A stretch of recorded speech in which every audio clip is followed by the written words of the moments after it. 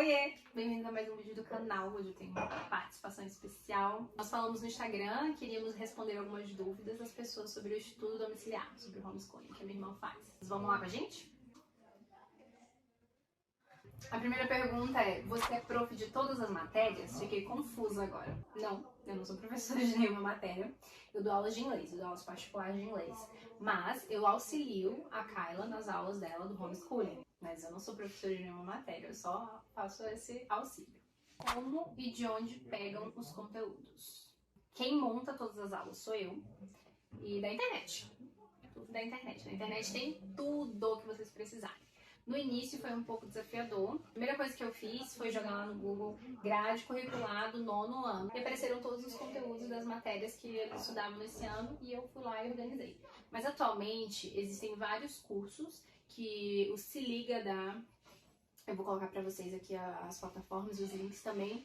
E o próprio Ministério da Educação tem um curso dado pelo Enseja, que é com as matérias, os conteúdos, que você pode fazer isso. Então eu encontro todos os conteúdos da internet, estudo todos eles e aplico pra cá.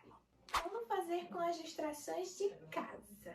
Tem muita distração, eu só quero ficar sentada assistindo vídeo ou então lendo um livro.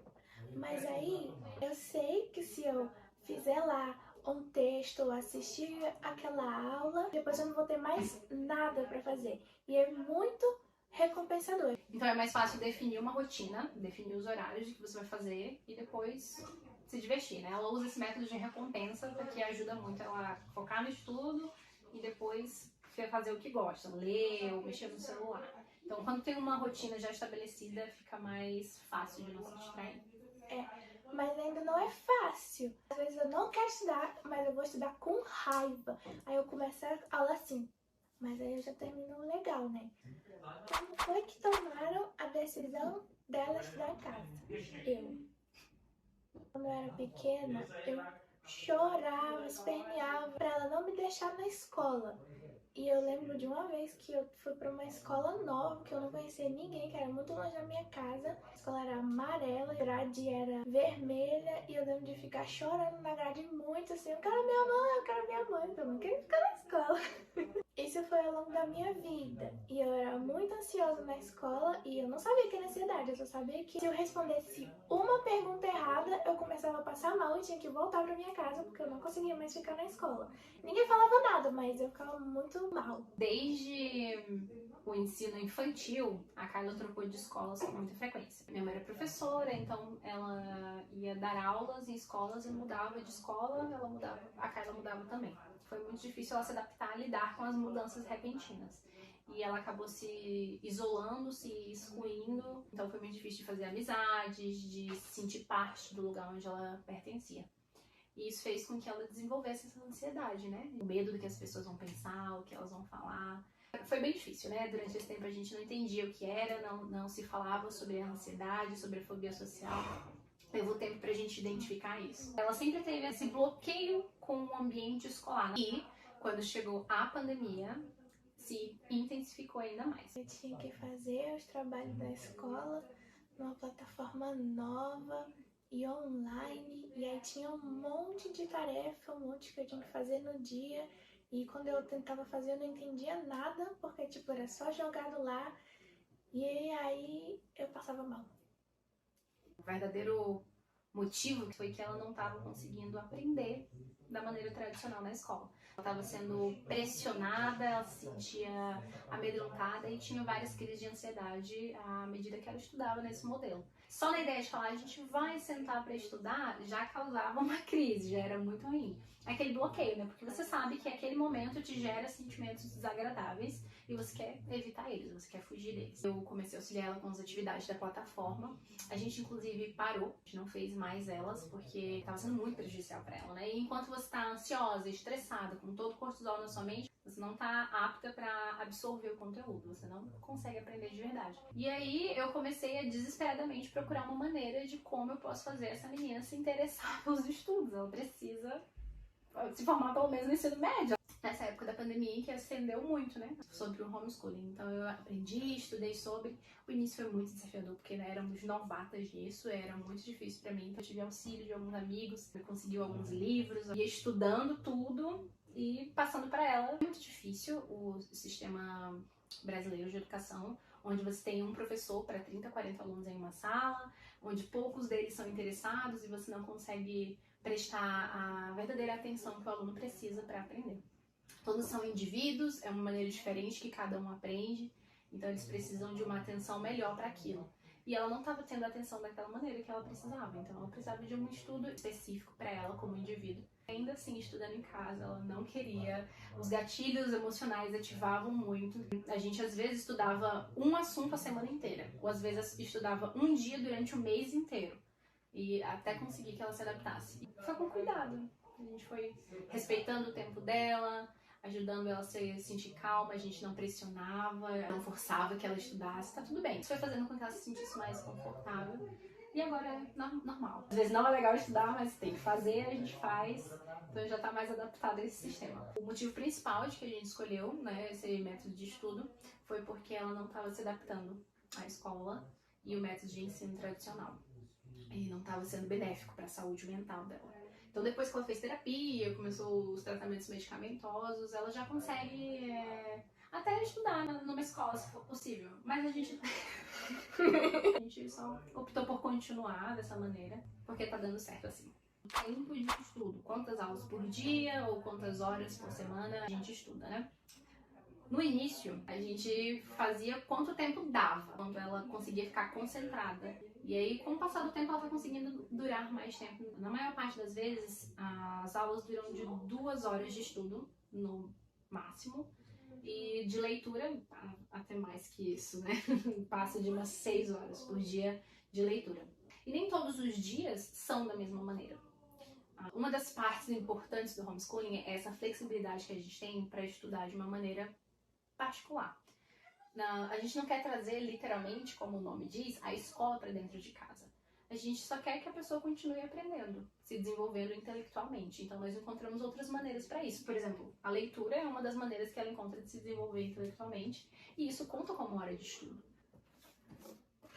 Esse livro aqui e esse livro aqui. Esses 2 livros são livros que eu gosto muito, que eu usei para estudar a Segunda Guerra Mundial. Então é como eu consigo entender melhor por algo que eu já gosto de fazer, que é ler, de um assunto que eu preciso estudar. Então, a gente acaba encontrando maneiras de se adaptar ao estudo, né? Se ela aprende melhor assistindo, se ela aprende melhor ouvindo, se ela aprende melhor lendo, debatendo, ou em um livro de ficção, entendeu? A gente testou todos os métodos possíveis para que a retenção do conteúdo seja importante. Quem avalia? Esse certificado de conclusão é o mesmo que as escolas dão? O enseja esse exame de avaliação para jovens adultos. Então, quem avalia é o próprio governo. A própria Secretaria de Educação é quem avalia e quem dá o certificado válido igual o da escola. Válido para quando você receber esse certificado, você pode fazer ENEM, pode prestar para concurso, prestar para faculdade tranquilamente. Então, funciona dessa maneira. A gente faz a inscrição, são os 2 dias de prova. Até os 15 anos, você só pode fazer do ensino fundamental. Então, a Kayla já fez as provas de ensino fundamental. E a partir dos 18 anos, você pode fazer as provas do ensino médio. Termina, passou, recebe um certificado de conclusão. Então, essa é a maneira legalizada de que o ensino dela foi encerrado. O estudado em casa funciona como na questão de cotas? Nós não temos muitas informações sobre essa pergunta, porque eu não pretendo usar cotas. A gente não tem a ideia de entrar numa universidade brasileira. Os planos dela são estudar em uma universidade americana e morar lá. Então, por isso, não tem muita ideia sobre as cotas. Mas se um dia ela quiser estudar em uma universidade federal, ela vai fazer o ENEM e vai entrar da maneira que é exigido, normal. Série ou idade pode estudar de casa. Pode estudar qualquer idade. Se você quer que seu filho nasça, já educa ele em casa. Só vai depender se você tem condição de dar aula, né? Tipo, se você sabe o assunto, ou se você tem condição de pagar um professor para fazer tudo isso. Então, qualquer idade. Precisa ser formada para dar aula? Assim, o mínimo que você precisa é ter conhecimento sobre o assunto. Precisa saber os conteúdos e dominar eles. Você precisa conhecer a sua criança. Você precisa saber como ela aprende, qual é a melhor maneira para ela reter o conhecimento. E aí você vai aplicar a didática que você achar melhor para ela, de acordo com a necessidade dela. Eu não sou formada, a única coisa que eu fiz foi me informar sobre os assuntos e sobre os conteúdos. Então eu estudo muito tudo que eu vou aplicar pra Kyla. Então tudo tem que passar por mim pra depois passar pra ela, né? Porque eu que vou ensinar. Mas eu não tenho competência nas matérias de exatas, por exemplo. Então nós temos um professor particular, Caio, muito obrigada, de ciências exatas, que cuida de toda essa parte, ajuda ela com todo o planejamento. A maioria dos pais que não têm a competência ou tempo para ensinar, e eles gostariam que os filhos estudassem em casa, eles pagam tutores, pagam professores que podem fazer isso. A gente não tem como pagar todos os tutores, por isso a maior parte das matérias eu leciono mesmo. O ensino domiciliar é legalizado no Brasil? Necessita de alguma licença? Então, o homeschooling, ele é constitucional, ou seja, não é uma prática que fere a Constituição.